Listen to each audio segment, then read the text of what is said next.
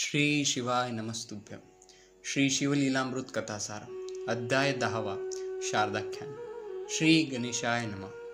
हे शंभू महादेवा, तुझा जय जयकार असो. तू क्रोधरूपी अभ्र नष्ट करणारा प्रभंजन आहेस. तू मदरूपी अंधार दूर करणारा सूर्य आहेस.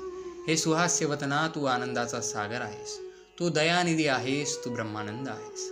सूत सांगतात, अनर्थ देशात देवव्रत नावाचा एक विद्वान ब्राह्मण राहत असे. त्याची मुलगी शारदा ही अत्यंत सुंदर, सुशील व चतुर होती. देवव्रताने ती 12 वर्षांची असताना पद्मनाभ नावाच्या एका सुशिक्षित ब्राह्मणाशी तिचा विवाह लावून दिला. देवव्रताने आग्रह करून काही दिवस मुलीला व जावयाला आपल्याकडे ठेवून घेतले. एका दिवशी सायंकाळी पद्मनाभ संध्येसाठी नदीवर गेला होता. अंधारातून परत येत असताना एका विषारी सर्प चावल्याने तो जागीच गतप्राण झाला. त्या कुटुंबावर दुःखाचा डोंगर कोसळला.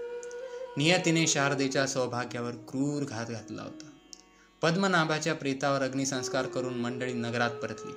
शारदा माहेरीच राहू लागली. ती पतीच्या आठवणी काढून लाला दिवस मोठ्या कष्टाने घालवत होती. एके दिवशी एक अपूर्व घटना घडली. शारदेचे माता पिता काही कामानिमित्त बाहेर गेले होते.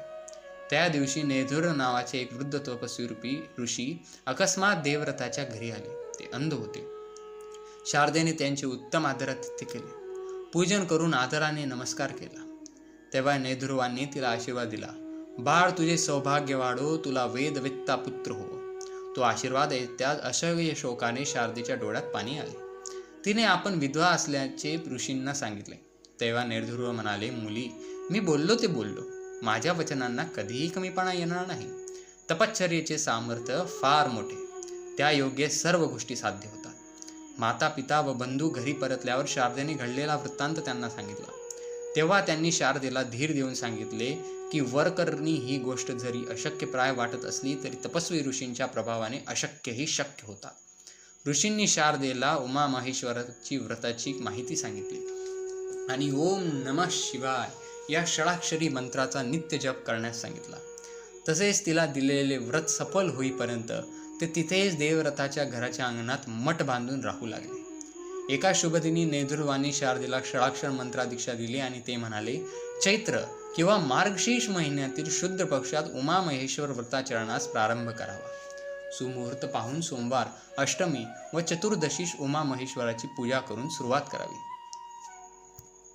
हे शिवपूजन वर्षभर करावे. शिवकृपेने आपले कल्याण होणार अशी दृढ श्रद्धा ठेवावी. नेधुरवांच्या सांगण्यावरून शारदेने विधीपूर्वक व्रतारंभार केला.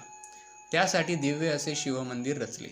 उमा महेश्वराचे स्वर्णमूर्ती स्थापन करून त्यांची षडोपचारांची पूजा केली.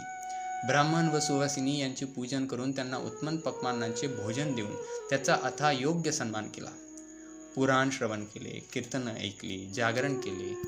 अशा प्रकारे गुरुवचनांवर पूर्ण निष्ठा ठेवून ती यथाविधी व्रताचरण करू लागली. शंकराचे ध्यान.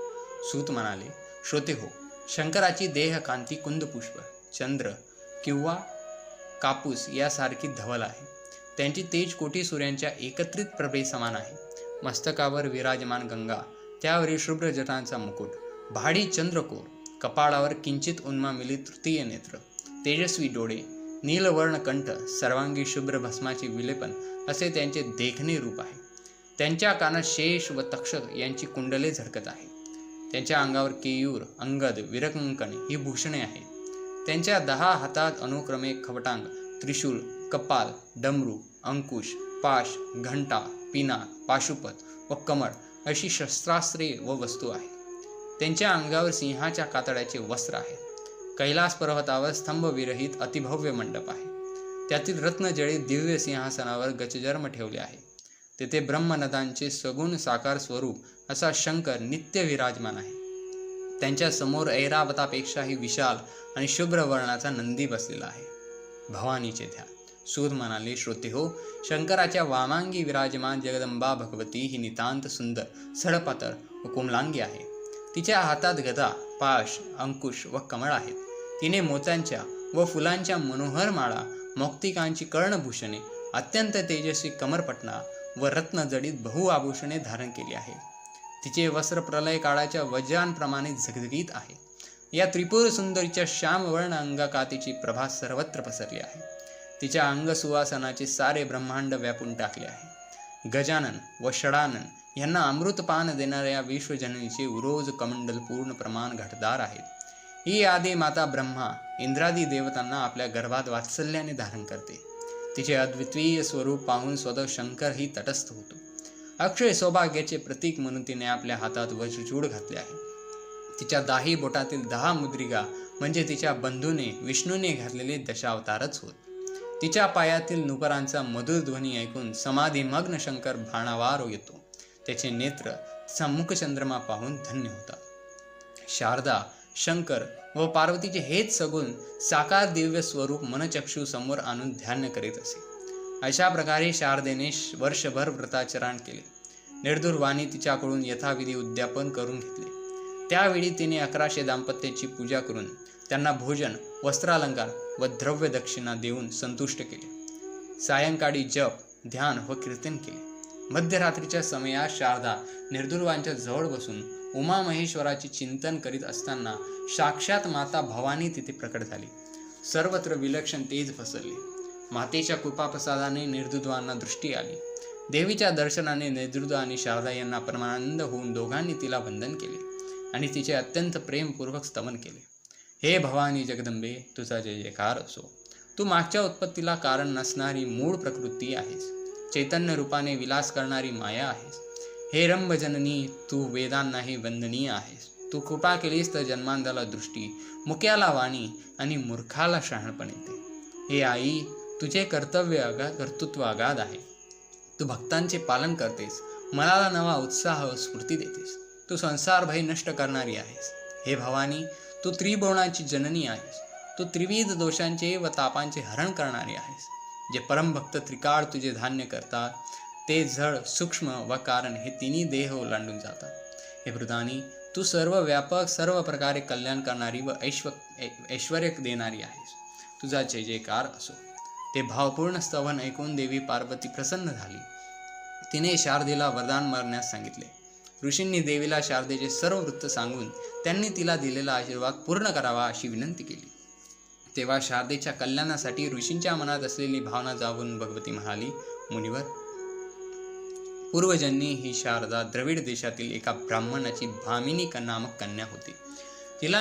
तिच्या नवऱ्याला 2 स्त्रिया होत्या। ही सस्वरूप मृदभाषिणी असल्याने हिने युक्तिप्रयुक्तीने नवऱ्याला आपल्या अधीन करून ठेवले होते। त्यामुळे तो पहिल्या बायकोकडे दुर्लक्ष करू लागला। तिच्या सासरच्या घराशेजारी एका व्याभिचारी मनुष्य राहत असे। भामिनीचे सौंदर्य पाहून तो तिच्यावर प्रापदृष्टी ठेवून होता।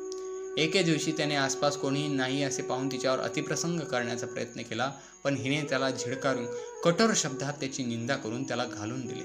पण तो तिच्यासाठी झुरतच राहिला आणि अंती हिचाच ध्यास घेऊन मरण पावला। हिच्यामुळे सवतीला पतीचे प्रेम लाभले नाही म्हणून तिने हिला तू विधवा होशील असा शाप दिला। कालांतराने हिलाही मरण आले। ती भामिनी शारदा म्हणून जन्मली। जार पद्मनाभ म्हणून जन्मला। त्याचे हिच्याशी लग्न जागले। पूर्वजन्मी परस्त्रीवर डोळा ठेवू आला म्हणून त्याचा सर्पदंशाने मृत्यू झाला आणि पूर्वजन्मी हिच्या सवतीने दिलेला शाप खरा ठरला। कर्माची गती खूप गहन असते। पूर्वजन्मातील भामिनीचा जो पती होता त्यालाही आता ब्राह्मणाचा जन्म लाभला असून तो 360 योजने दूर द्रविड देशात आहे। त्याला भामिनीचे स्मरण असून आजही तो तिचे स्वरूप आठवून तळमळत असतो। तो हिच्या स्वप्नात येऊन हिला प्रेमाने अंगसंग देईल आणि त्यामुळे गर्भधारणा होऊन एका पुत्रास जन्म देईल। तो पुत्र सर्वत्र शारदानंदन या नावाने प्रख्यात होईल। स्वप्नामध्ये एकमेकांचा सहवास लाभल्यामुळे शारदेला आणि त्या ब्राह्मणाला सुख लाभेल असे सांगून भवानी अंतर्धान पावली। भवानीच्या आशीर्वादाने शारदेला पुढे स्वप्नात तसाच अनुभव येऊ लागला आणि तिचा पती तिला स्वप्नामध्ये भोगदान देऊ लागला। या संबंधातून शारदेला दिवस गेले आणि समाजातील लोक तिची निंदा करू लागले। शारदेने आणि तिच्या घरच्यांनी सर्वांना वस्तुस्थिती समजवण्याचा खूप प्रयत्न केला, पण व्यर्थच।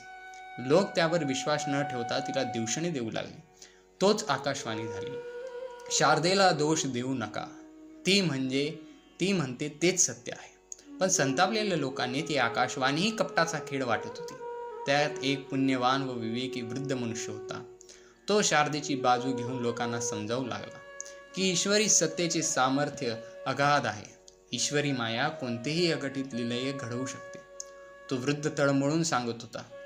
काही जणात लोक त्याच्याविषयी सहमतही होते, पण दुर्जन ऐकायला तयार नव्हते। ते शारदेची निंदा करून तिला अपमानित करत होते। तोच पुन्हा आकाशवाणी झाली. आता जो शारदेची निंदा करेल तिला पापी व्याविचारी म्हणेल, त्याची जीभ चिरली जाऊन 3 किडे पडतील. पण दुर्जनांनी ऐकले नाही. त्यांनी शारदेची निंदा करताच त्यांना आकाशवाणीची तत्काळ प्रचिती झाली. निंदकाच्या जिव्हा चिरल्या जाऊ लागल्या, त्यांना किडे पडू लागले. लोकांच्या आश्चर्याला पारावार उरला नाही. शारदेला वंदन करून त्यांनी त्याची क्षमा मागितली. लोकनिंदा थांबली. 9 मास पूर्ण होता शारदेने एका पुत्राला जन्म दिला. लोक त्याला शारदानंदन म्हणू लागले. त्याने 4 वेद 6 पुराणांचा सहलोक अभ्यास केला. त्याला विद्वानांमध्ये प्रतिष्ठा प्राप्त झाली.